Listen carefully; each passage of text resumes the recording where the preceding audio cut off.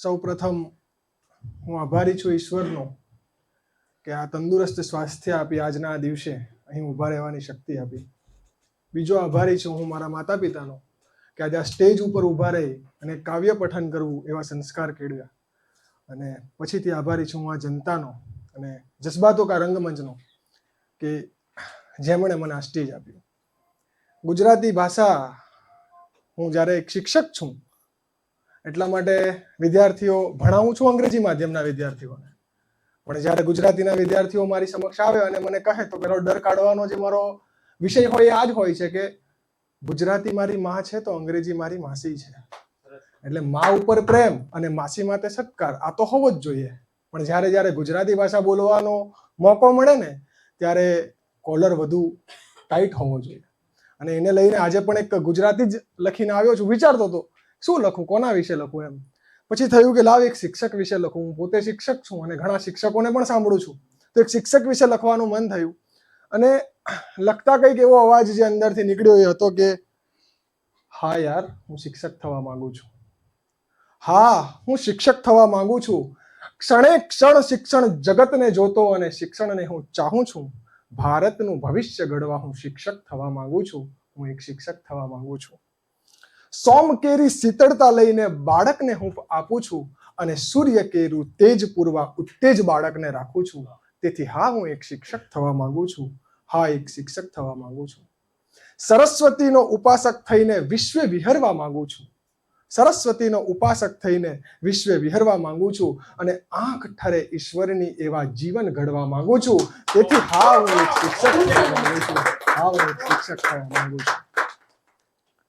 મા બાપ રહ્યા ભોગ વિલાસમાં. આજે આપણે સમાજ જોઈએ તો શું પરિસ્થિતિ છે.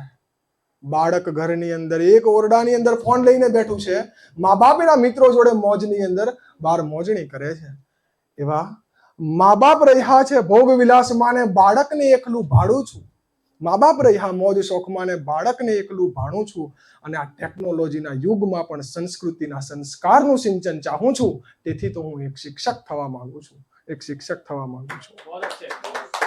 જિજ્ઞાસા ભરેલી બાળના મનમાં પ્રશ્નોનો તો પાર નથી. તમે નાના નાના બાળકને જુઓ ને તો પ્રશ્ન પૂછે, સાહેબ આવું કેમ, તેવું કેમ, પપ્પા આવું શાના માટે, મમ્મી આ શાના માટે.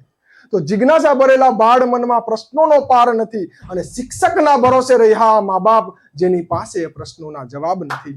સુંદર ભૂમિ છે બાળકનું મન, એમાં જ કંઈક વાવું છું. અરે સુંદર ભૂમિ છે આ બાળકનું મન, એમાં જ કંઈક વાવું છું. આજ નહીં તો કાલે ઉગશે એવી આશા ઈશ્વર તારી પર રાખું છું. તેથી હા, હું એક શિક્ષક થવા માંગુ છું. હું એક શિક્ષક થવા માંગુ છું. બાળક તો છે પ્રેમ પ્રભુનો.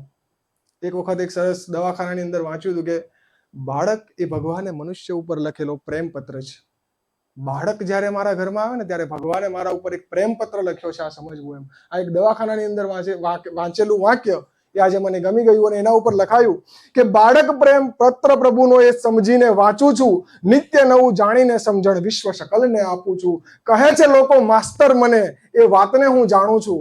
અરે કહે છે દુનિયા માસ્તર મને, એ વાતને હું જાણું છું. પણ માના સ્તરે જઈને ભણાવવાની મજા તો સાહેબ હું રોજ માણું છું. તેથી હું એક શિક્ષક થવા માંગુ છું. રામ અને કૃષ્ણ પણ અહીંયા થયા શિષ્ય એક શિક્ષકના. અરે ભાઈ, જ્યારે અવતાર પણ થયો ને ત્યારે રામે વશિષ્ઠને અને કૃષ્ણએ સાંદીપનીને શિક્ષક બનાવ્યા છે.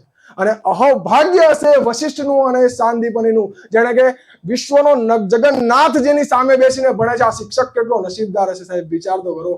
તો રામ અને કૃષ્ણ પણ અહીંયા થયા શિષ્ય એક શિક્ષકના. શિક્ષા મેળવી સંસ્કૃતિ કાજે માર્ગદર્શક થયા વિશ્વના. શિષ્યસ્તેહમ સ્વાધિમાં ત્વમ પ્રપન્નમ કહેતા અર્જુનને હું આદર્શ માનું છું. અને વિદ્યાર્થી જીવનને રાહ બતાવવા કૃષ્ણ અને રામના રાહે ચાલુ છું. તેથી હા, હું એક શિક્ષક થવા માંગુ છું. ભારતનું ભાવિ ઘડવા હું એક શિક્ષક થવા માંગુ છું. જીવનલક્ષી શિક્ષણ સાચું વર્ગખંડમાં આપું છું. જીવનલક્ષી શિક્ષણ સાચું વર્ગખંડમાં આપું છું. ભારતનું ભવિષ્ય મારા હાથે, એ વાતને ગર્વ માનું છું. કે ભારતનું ભવિષ્ય છે મારા હાથે, આ વાતને હું ગર્વ માનું છું. વિદ્યાર્થીનો પ્રેમ પામતા ભાવ જીવનને માણું છું. અરે વિદ્યાર્થીનો પ્રેમ પામતા ભાવ જીવનને માણું છું. અને મળ્યું સુકાન છે બાળ વિકાસનું, એ ભાગ્ય મારું માનું છું.